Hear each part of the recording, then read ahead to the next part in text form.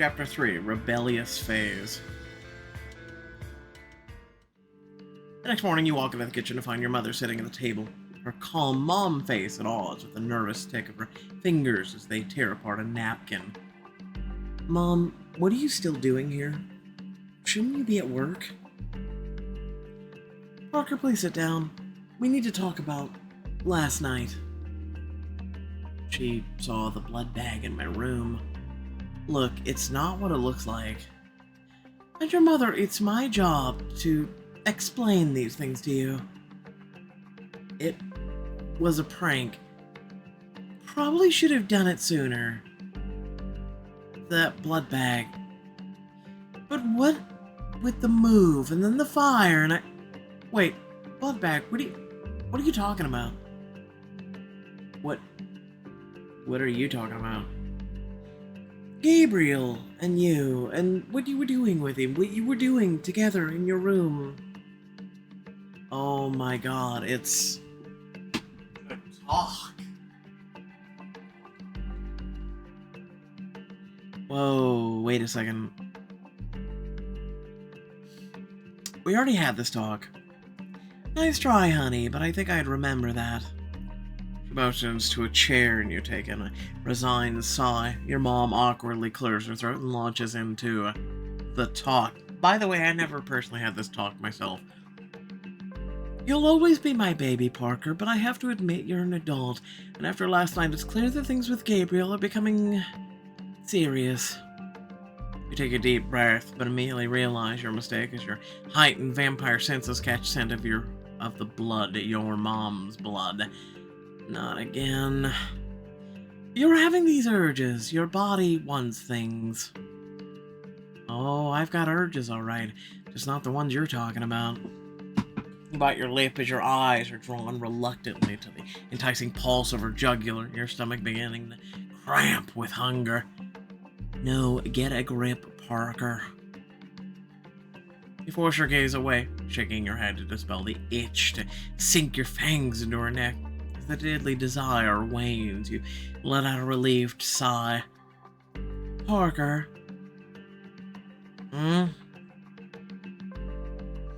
Parker, how serious was it gotten with Gabriel? I mean, have you and Gabriel... Oh, please don't finish that sentence. Mom, look. Can we just not go there? I'm just not really comfortable talking about this, and I'd really appreciate if you could respect that boundary. As if by divine intervention, the doorbell rings. You leap to your feet, flooded with relief. I'll get it. You flee the kitchen to the front hall and yank open the door to find... Morning, sunshine. Cass, oh, thank God. Cass looks over your shoulder and beams a cheerful smile.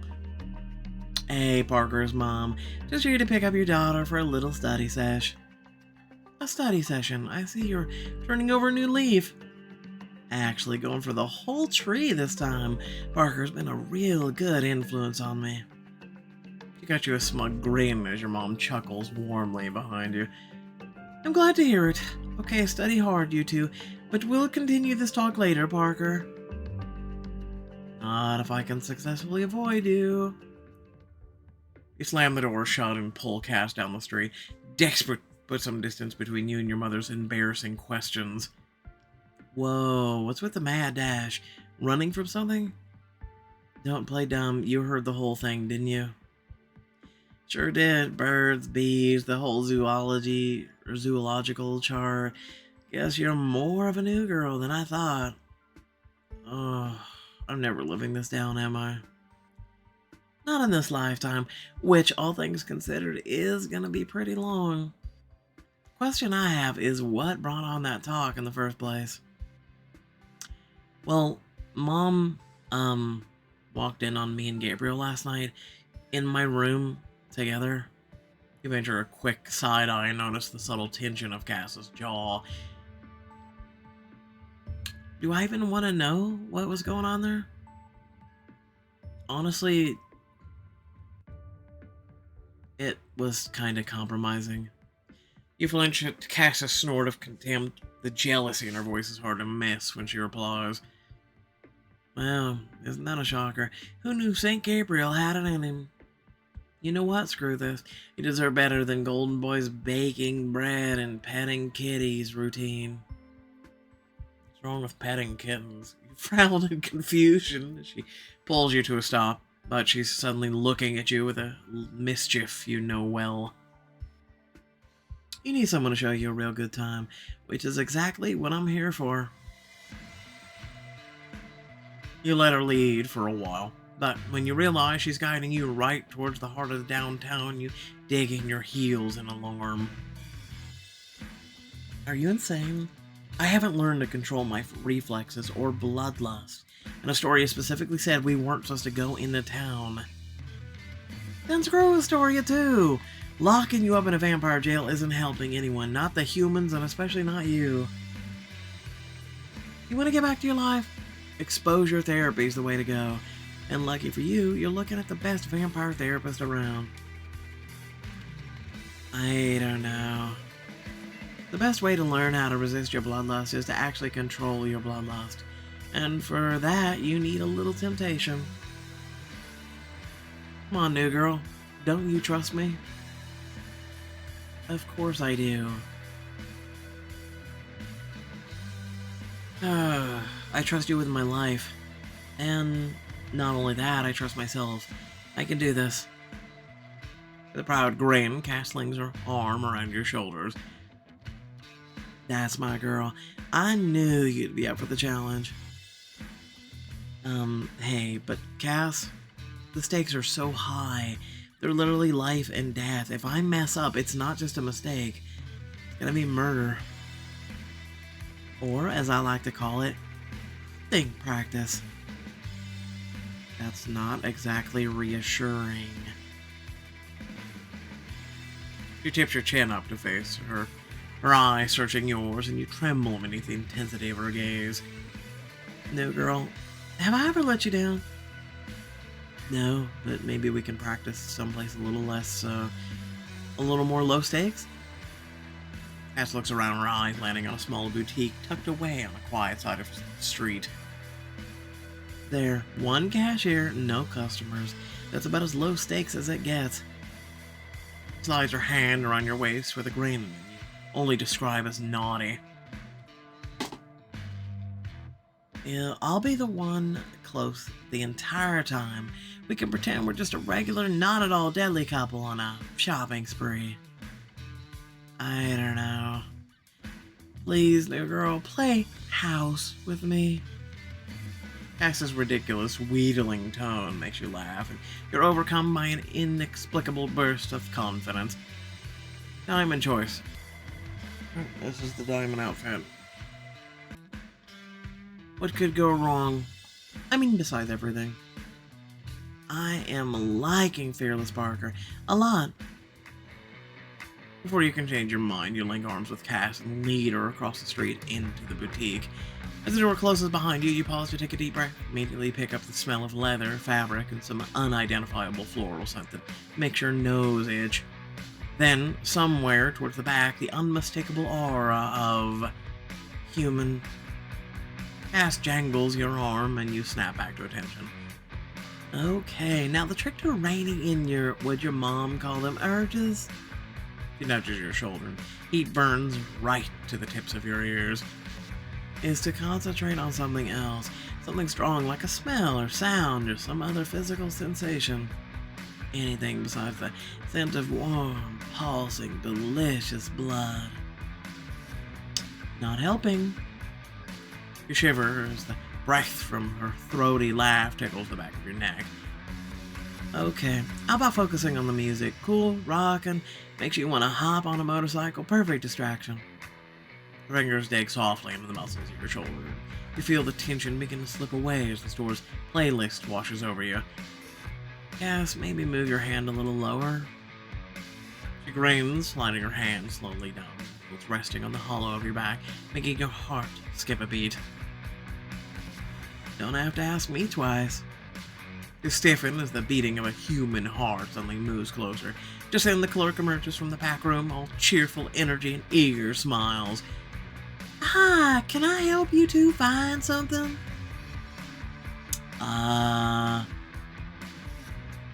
You have to grind your teeth as the scent of her blood hits you like a fist to the gut. So Cass clears her throat and addresses the clerk with an absurdly sweet smile. Why, yes, you can. I'm looking for something for my companion here. Think, sleek, form-fitting, but just a hint of danger. Well, I got exactly what you're looking for. I'll be right back. You're painfully aware of the scent of blood the clerk leaves behind as she winds into the rack, and you feel yourself itching dangerously close to the edge. Yes, I can hear your hunger from here, new girl. Now remember what I told you and focus. Cass's whisper brushes the hair on the back of your neck. Clerk returns, holding up an edgy-looking top. What do you think? Something like this? Lean in and smell Cass. You tuck yourself into the curve of Cass's arm, take a shaky breath, and immediately you're enveloped in her smooth, delicious scent. That worked, and oh my god, she smells so good. Cass smirks and takes the shirt from the clerk, looping her other arm tied around your waist, only increasing your awareness of her. I think you nailed it. How about you, babe? Hot or not? Hot. Definitely hot. Boy, excellent. The fitting room's right over there. As small as the Triumph is, you're proud of yourself, but as you enter the small cubicle to change, you realize Cass is still combing through the rags. Cass? Be there in a minute, sweetie. You close the curtain behind you and start to undress. Suddenly Cass's hand pokes through the curtain, holding several hangers of new items. Hey! You quickly scramble for something to cover yourself up with. From the other side of the thin barrier, you hear her chuckle. Relax, new girl. I'll stay on my side of the curtain, unless you need some help. I'll, let you know. You take the hangers from Cass, feeling flustered as your hands brush, but soon you're distracted as you sift through the choices. Hold them against yourself one by one. What's the hold-up, new girl? Oh, you know, just thinking about Romance Club and the fact that they allow you to pick Diamond Choice outfits versus, you know, Pixelberry just gives you one. You and your style's too good. I love everything. Of course you do. But come on, TikTok. We haven't got all day, you know. Finally, you slide in your favorite items, and when you look in the mirror, you gasp at the badass outfit Cass has put together for you. I need a little help with the zipper. Which one? There's about 6 on your outfit. Hang on, I think I can... But with a huff of laughter, Cass slips in the dressing room with you. What are you doing? What if the clerk saw you? So what if she did? Let her imagine whatever she wants. Now, turn around. Still flustered, you comply. Cass steps so close behind you, you can feel the heat of her, followed by the whisper of her fingers as she trails them down your back. Oh. Her lips find the nape of your neck, her warm breath stirring the fine hairs there and igniting every nerve. You close your eyes and breathe her name. Her lips brush your ear, then your shoulder, your vampire senses intensifying every caress, every tick, tick, tick of the zipper. She pulls it slowly up your spine. Abruptly, she steps away. You gasp at the sudden absence of her warm body against yours. Cass? She pats your shoulders, and in the mirror she gives you a smug grin. All done. Tease. You step out of the changing room and make for the register when you feel Cass's hand on your arm. Wait for me outside. But I have to pay. Nope, I got this. Consider it a reward for not killing that poor, innocent shop girl.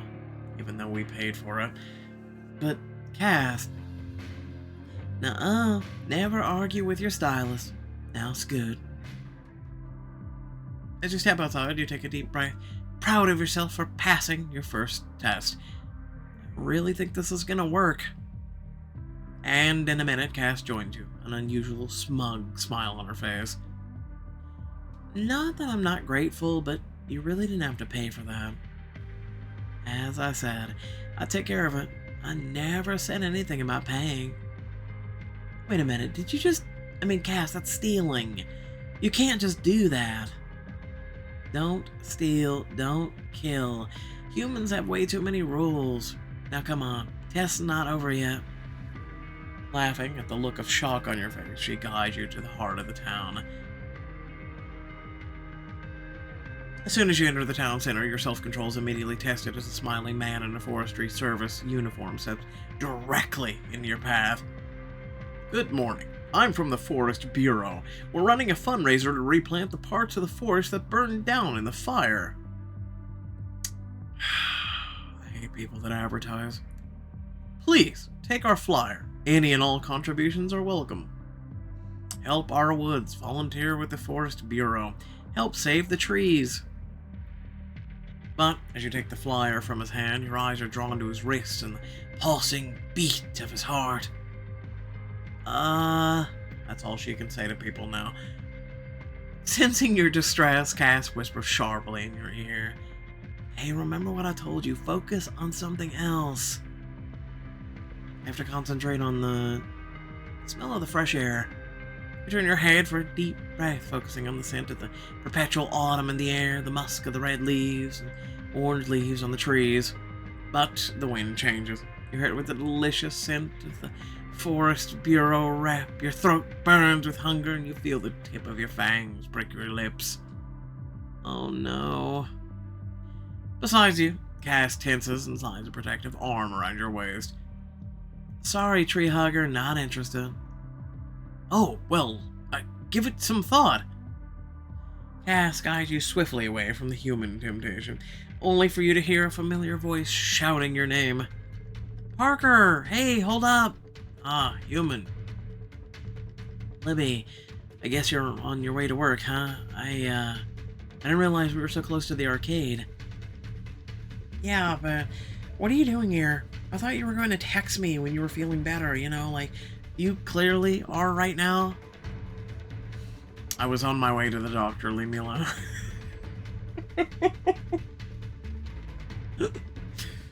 Hey, maybe now's not the best time for a little reunion.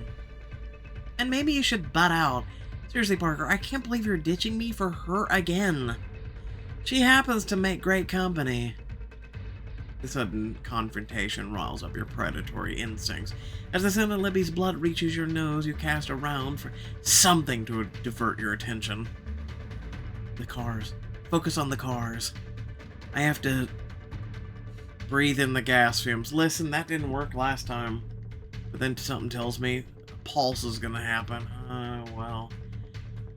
Listen to the traffic. You turn towards the street, shutting out everything but the growling engines. Honking the horns, calm begins to steal back into your bones until... Hello, to Parker. Seriously, could you at least have the decency to listen when I'm talking to you? Your anger, fueled by hunger, surges, and you clench your hands, digging your fingernails in your palm to fight your building agitation. No, I gotta focus. Libby averts her gaze, crossing her arms and looking to the side as hurt steals across her expression. You know, when we first met, I thought you were the coolest thing to happen in Crimson Beach. I was so happy that we were becoming friends. But something's going on with you lately. You keep lying to me, pulling away, and I have no idea why. Libby cocks her head to the side in question, but all it does is expose her neck, almost like she's begging you to tear into her pulsing jugular. Oh, no. I gotta grab Cass's hand. You reach desperately for Cass. She twines her fingers with yours. You focus your attention on the warm, reassuring feel of her skin against yours.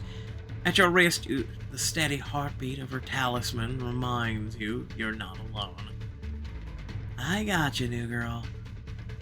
As relief floods through you, smile and lock eyes with Cass, sucking a deep, calming breath before whispering back, Thank you.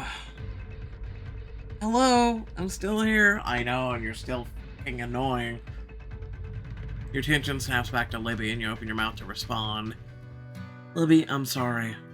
I mean it.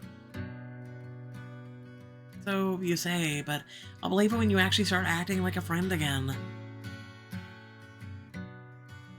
I'll see you around, Parker. Libby, wait.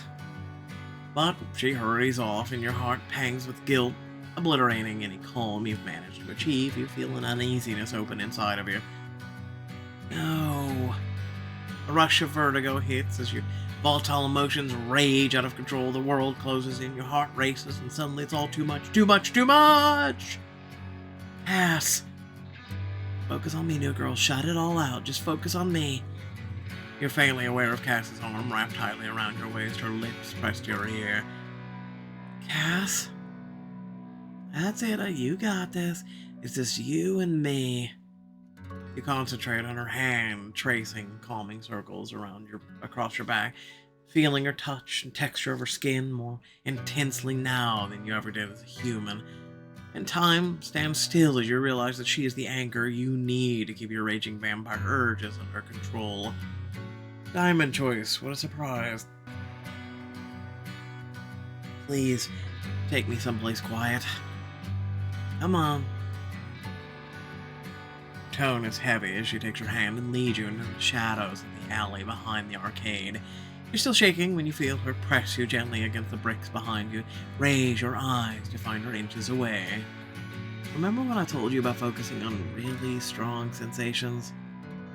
The timbre of her voice is low and intense, hypnotizing, but you still hear the town, smell the humans so close by. I don't know if I can focus on any one thing right now. How about this? And with a mischievous grin, she takes your hand and plants it firmly on her chest.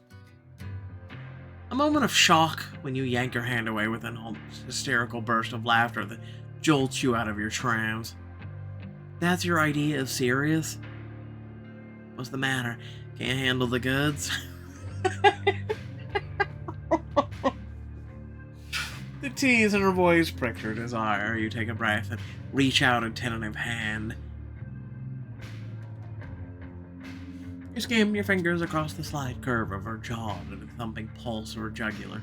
Unconsciously, you run your tongue across the tips of your fangs. Cass's sharp intake of breath pulls your attention, and you lock eyes with her, shivering at the longing you find there. Pretty sure I used to look at your neck that way. Like lunch? Well, definitely like something to eat. Your heart races, and by the sly quirk of her lips, you know she hears it too. Uh-oh. I'm supposed to be calming you down, not getting you riled up. You're gonna have to do a better job, because I'm about to lose it again. Brush a finger across the curve of her cheek. And not because of bloodlust. Her laugh is low and breathy, and her eyes scan your face as she's gauging how far she can go. So touching was clearly a fail, but there are other senses we can use to distract you. Like what? She takes a half step closer to you, reminding you of the wall at your back, but the last thing you want to do is escape. You pick. Dealer's choice. I want to breathe you in. Her sly smirk sets your nerves tingling, and she leans in, tilting her head to the side, an invitation. You breathe deeply, and the smell of her washes over you. Leather, metal, and whatever musky scent she wears. Now you gotta tell me what I smell like to you. You smell like danger. Is that a good thing? Definitely. With a jolt, you realize how close she is, how the warmth of her body both comforts you and sets you on fire. She murmurs in your ear. Under control yet? Not really. She presses closer, her hips brushing lightly against yours, pinning you against the wall. That's too bad, because we're down to your last sense. Wanna guess what it is? Your breath hitches in your throat, and you say the word taste. With a rush, you bridge the gap between you, sliding your hand around the base of her neck and pulling her in for a hungry, feverish kiss. Parker. She breathes your name, her teeth drag over your bottom lip, the sharp tip of one fang slicing your skin. You gasp at a sudden bite of pain. Ah! You lick the blood from your lips, its sweet, intoxicating taste, sending an electrifying jolt along your nerves. Cass's eyes are glazed, the corner of her lips stained red with your blood. She smiles and slowly, seductively licks it away. I don't know how you managed to taste so good, new girl. Blaring of a car horn startles you. Your heart rate spikes and the paralyzing fear returns as you realize we're still in town. Someone could walk in here at any moment. And what, see two people being frisky? Cass takes hold of your waist, her grip comforting you like an anchor in a storm. Hey, eyes on me, okay? I know you're scared, but I shouldn't be, Cass. I'm a vampire. What kind of vampire's scared all the time? Look at me, new girl. You lift your eyes to hers. See something in her face you never thought you'd find. Vulnerability. Look, I'm gonna admit something here, and if you repeat it, I'll deny the whole thing, but being a vampire doesn't make you fearless. It's a lesson I had to learn the hard way. A look of pain crosses her features as she struggles with a memory. Feel her hands tightening on your waist, but she's still careful not to hurt you. When my hunting party was killed, all my speed, strength, there was nothing I could do to save them. I felt so... Her jaw clenches. She closes her eyes for several moments before meeting yours again. Something like that will make you feel powerless. But I don't let that fear own me, new girl. Just like you're not gonna let it own you. I'm not you, Cass. No, you're better than me. You showed me over and over again that you can conquer anything. And I know you're gonna conquer this. So... how did you get over the fear after the creator attack? By focusing on what I could control, getting revenge for my coven mates, taking out as many of those creepy freaks as I could. She nudges you, expression softening just a bit. Besides, I had you. Just like you have me, right? You let her words sink in and realize the thrumming energy in your body is subsiding. You sag against the wall. How do you do it? How do you always know exactly what I need to hear? Cass Harlow, mind reading vampire girl at your service. You know, I would do a call me now Miss Cleo thing right now, but I won't. But despite her flippant tone, her smile lets you know how much your words mean to her. Okay, enough of this back alley and rendezvous. Home, sweet home time. Thank God. But as she takes your hand and begins to lead you from the alley, Parker. Spin around and find Gabriel standing behind you, struck speechless, his gaze swinging from you to Cass and back again. Your heart drops as his gaze falls to your hands and you wrench yours out of Cass's, though not before you see Gabriel's unmistakable flinch of pain. Gabriel, what are you doing here? I didn't think you'd be in town. Does it matter? He does live here. I could say the same about you. I could say a few things myself, including... With a furious growl, Gabriel grabs Cass's arm and slams her hard against the wall. Whoa, Golden Boy's gone rogue. Damn it, Cass, I didn't even think you could be this reckless. What can I say? I'm an overachiever. You think this is funny? Of course I do.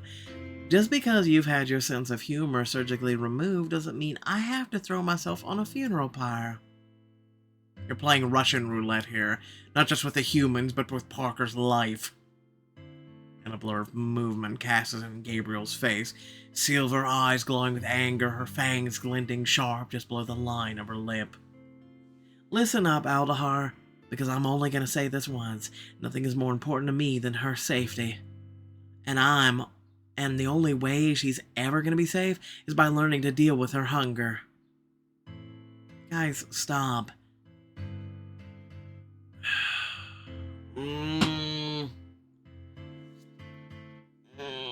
there should be a third option. I'm just saying, like, they're both right. Gabe's right, Cass is right. They're both right.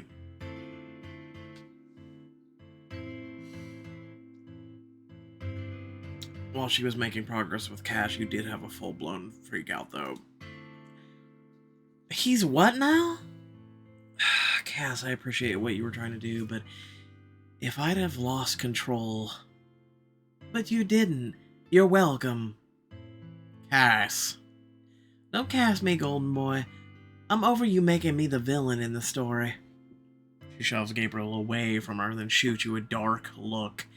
Parker, when you're done playing footsie with St. Gabriel and the Clement kindergarten crew, give me a call. Cass, wait.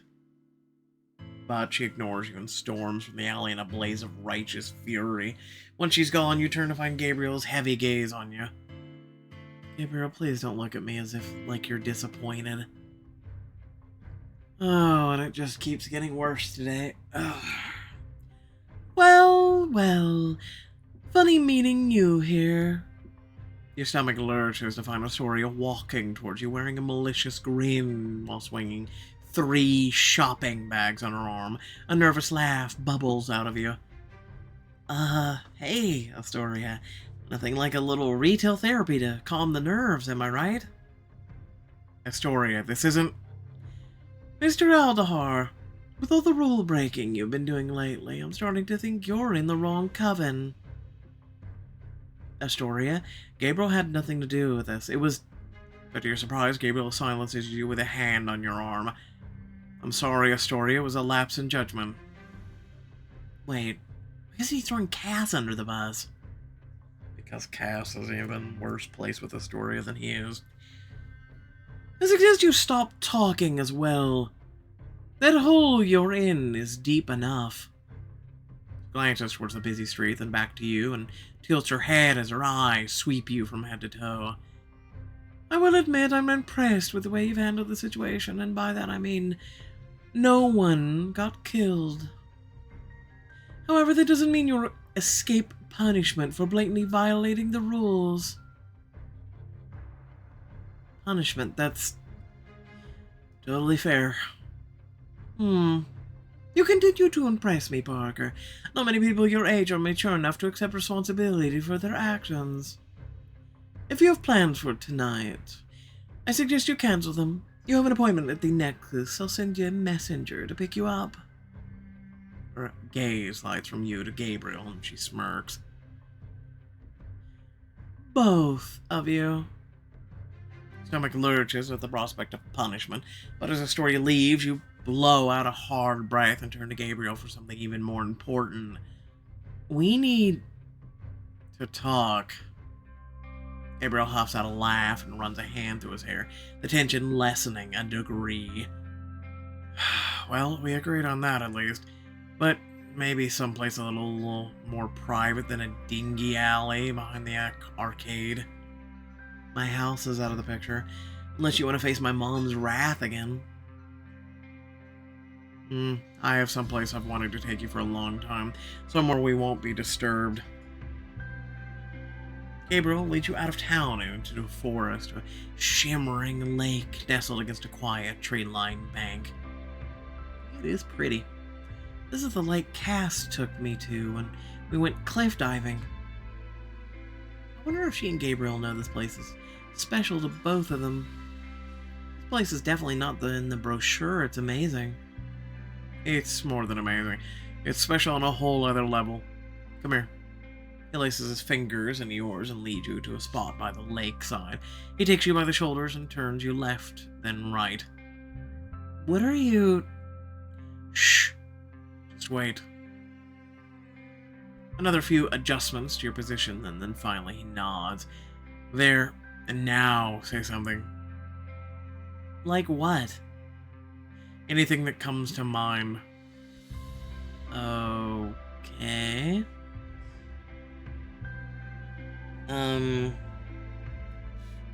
Gabriel Aldahar's got a cute butt.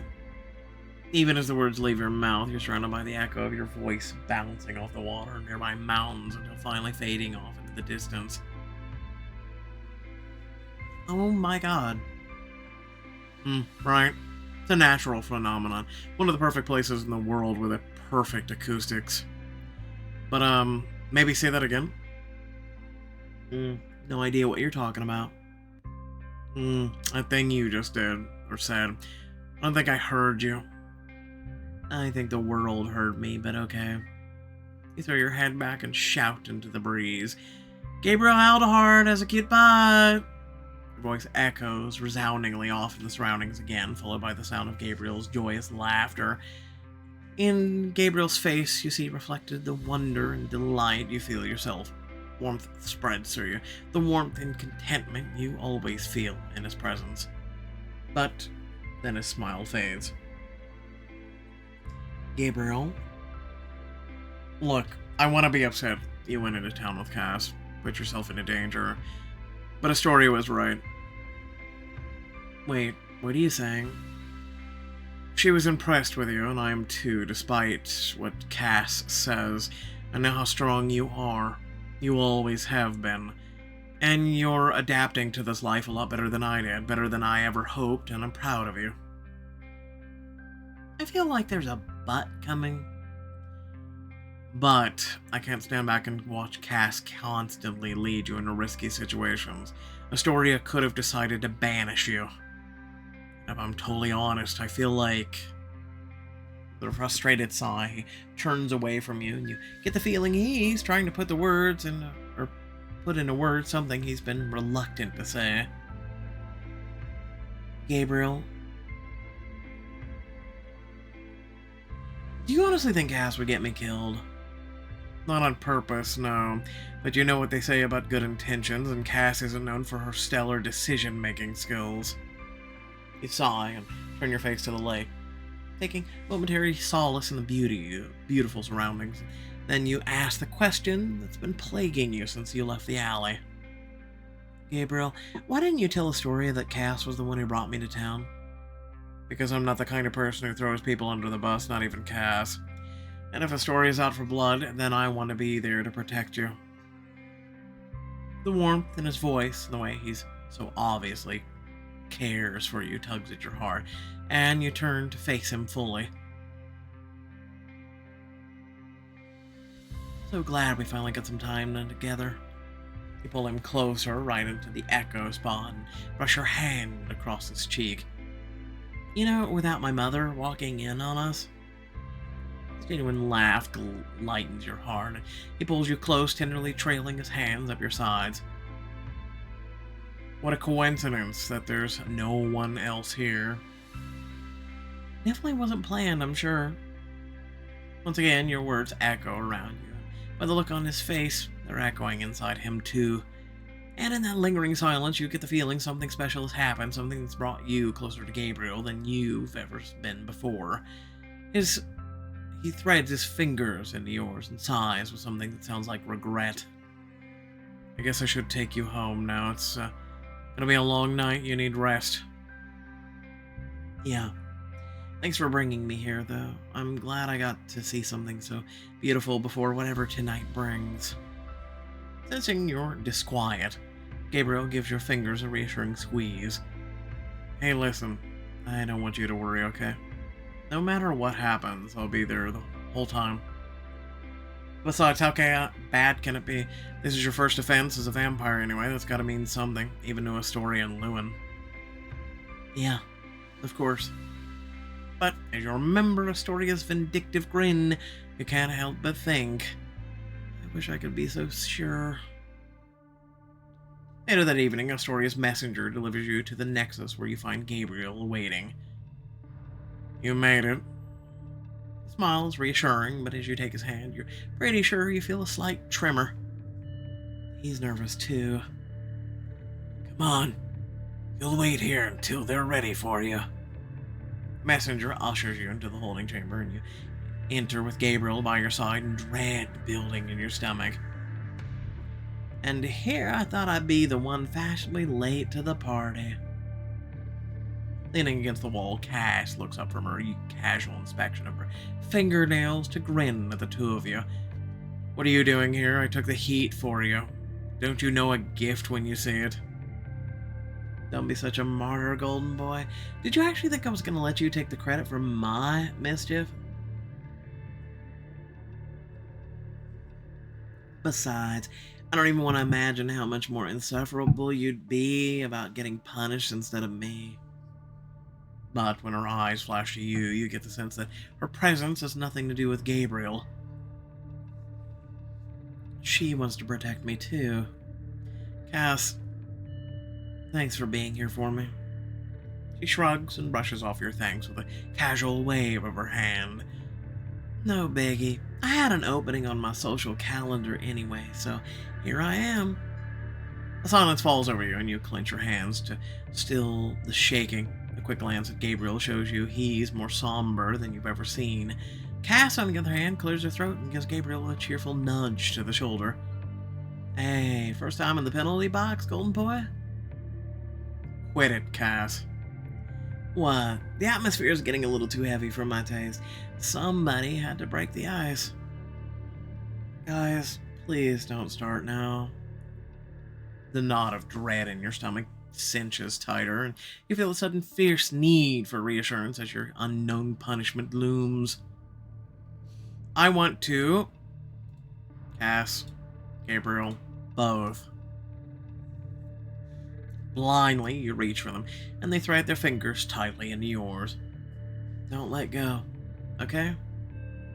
Never. And let me do the talking. If there's one thing about the tribunal will believe, it's that this is all my fault. It is all your fault. If it wasn't for you, Parker wouldn't be here at all. Ouch, low blow, golden boy. I'm proud of you.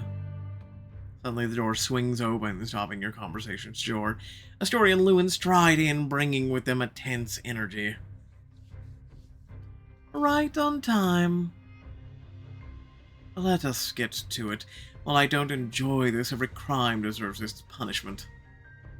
Feel the blood drain from your face as Lewin takes out a terrifying brand, tipped by a wicked-looking needle that shimmers silver in the dim light. Full-on torture device, then. Gabriel tenses beside you, and when you look at Cass, her sarcastic smirk is gone, replaced by dawning realization and then dread. Cass, what is that? That is a whole new world of pain. Well, won't that be fun? Please remember that if you did enjoy the content, to like, share, and subscribe. Head down the description, plenty of links, ways to support, and the whatnot.